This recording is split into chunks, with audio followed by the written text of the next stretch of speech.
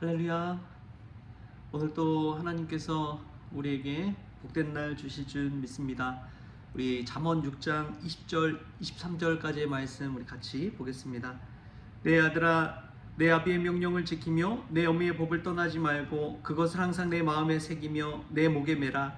그것이 내가 다닐 때에 너를 인도하며 내가 잘 때에 너를 보호하며 내가 깰 때에 너와 더불어 말하리니. 대저 명령은 등불이요 법은 빛이요 훈계의 책망은 곧 생명의 길이라. 아멘. 오늘 잠언 말씀 가운데서는 몇 가지 우리가 깨달을 수가 있는 것이 있습니다. 그것이 무엇이냐면 부모의 명령, 아비의 명령과 어미의 법을 떠나지 말고, 부모의 명령은 곧 하나님의 말씀과 동일하다는 것입니다. 부모님이 왜 자녀들에게 이런 명령을 합니까? 아이가 자라날 때 뜨거운 거 절대 손으로 만지면 안 돼. 그 음식 먹으면 안 돼. 이렇게 이야기하는 것은 아이를 사랑하기 때문에 또 보호하기 위해서 한 것이지요. 근데 그 명령과 법들을 잘 알지 못할 때 손으로 만져버리고 또 입에 넣는 것이지요. 그래서 큰 문제가 생기는 것입니다. 인생을 살아가다 보면 부모님의 말씀이 진리의 말씀이었구나 라는 것을 깨달을 때가 옵니다. 왜냐하면 부모님이 하신 그 말씀들은 다 사랑의 마음으로 한 것이기 때문에 그렇습니다. 나를 위해서 한 충고의 말씀이고 본인의 경험 속에서 우러난 말씀이기 때문에 그렇습니다. 여러분, 우리가 하나님의 말씀은 부모를 통해서 온다는 것을 깨달을 수 있기를 소망합니다. 이런 글을 책에서 읽은 적이 있습니다. 하나님은 우리 모두에게 각자 다 가까이 있을 수 없어서 각자에게 어머니를 선물로 주셨다. 그 이야기를 듣는데, 우리 어머니들처럼 자식들 사랑하는 사람들 없잖아요. 그 마음으로, 또 사랑의 마음으로 우리에게 주신 메시지를 다시금 우리가 되새겨 볼 수 있기를 바랍니다. 어떤 목사님이 저기 강원도에서 이 주일마다 설교를 듣기 위해서 온 성도에게 그렇게 물었대요. 아니, 왜 그렇게 먼 곳에서 와서 설교 말씀을 듣냐고.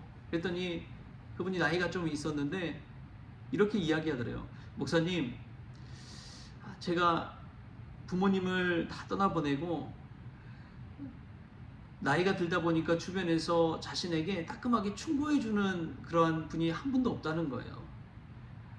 근데 목사님은 설교 말씀 중에도 그 말씀을 가지고 따끔한 훈계와 또 책망을 스스럼 없이 하니까 그 말씀을 듣고 싶어서 주일마다 그 먼 거리를 차를 타고 온다는 것입니다. 그 말씀을 들을 때는 따끔하지만 듣고 나면 삶 속에 변화가 나타나고 깨달음을 준다는 거예요.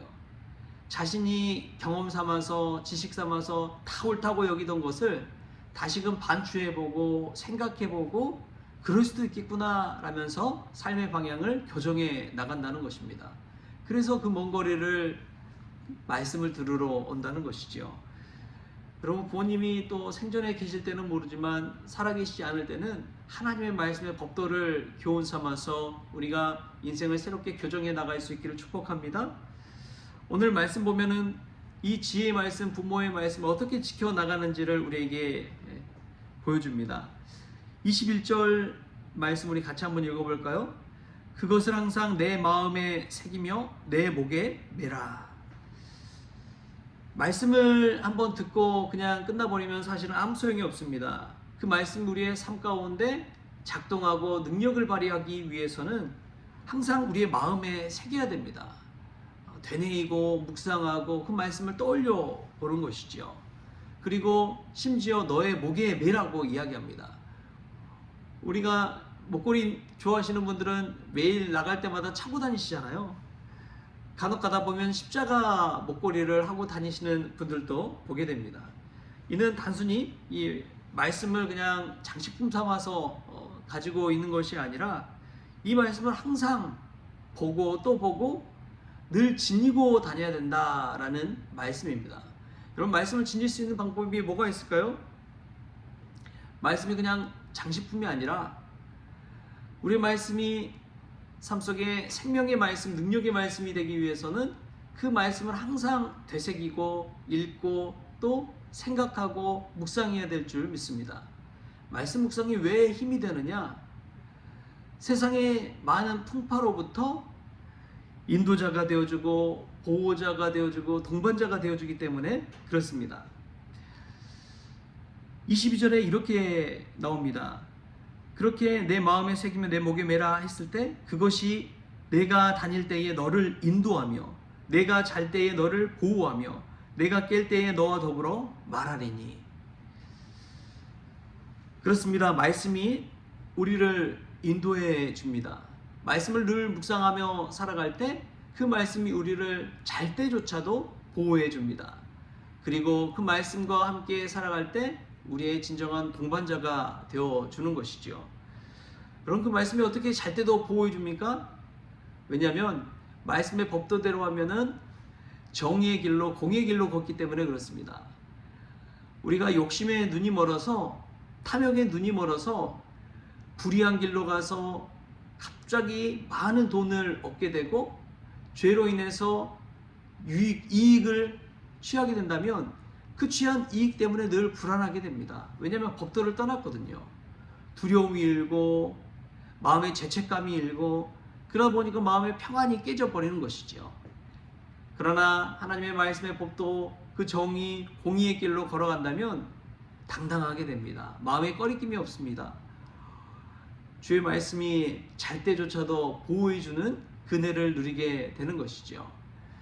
말씀을 날마다 생각하는 사람은 자신의 삶이 인간적인 탐욕과 죄의 길로 가는 것이 아니라 하나님의 정의의 길, 평안의 길, 공의 길로 가는 것입니다.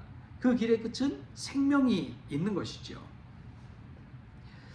어제도 성경 말씀을 읽는데 이제 신년 성경 통독으로 창세기부터 쭉 읽어가고 있습니다. 이제 출애굽기 말씀을 읽어가는데 출애굽기 13장에 보면은 이 광야길을 인도해 가는데 하나님께서 이스라엘 백성을 낮에는 구름 기둥으로 밤에는 불 기둥으로 인도해 간다라는 그 말씀을 읽는데 얼마나 은혜가 되는지요.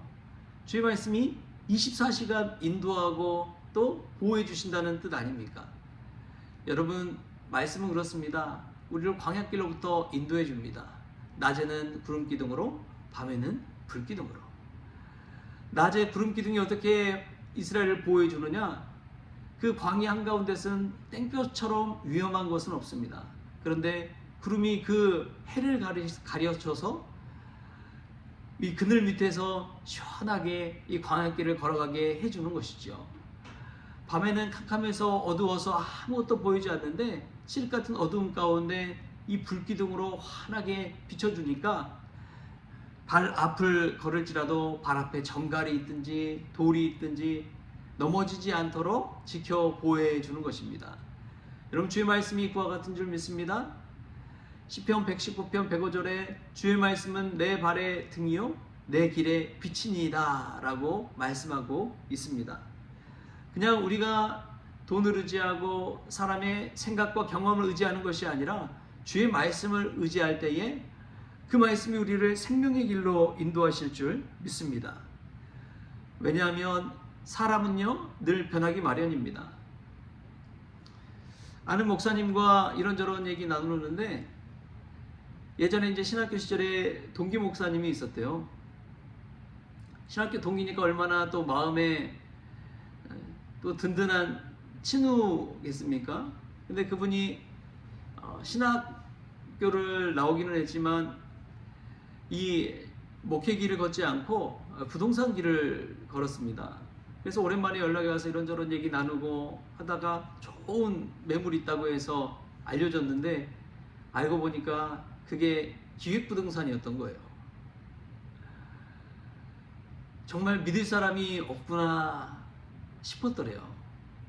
그냥 아무런 의심 없이 사심 없이 그냥 만나서 밥 먹고 이야기 나누고 좋은 정보 있다고 해서 알려줘서 봤더니 그게 자신을 악의 길로 또 사망의 길로 몰아넣는 그러한 일이었던 것입니다. 여러분, 사람은 뒤돌아서면요 얼마나 무서운 존재인지 모릅니다. 그렇기 때문에 우리가 평생 의지할 것은 주의 말씀밖에 없는 줄 믿습니다.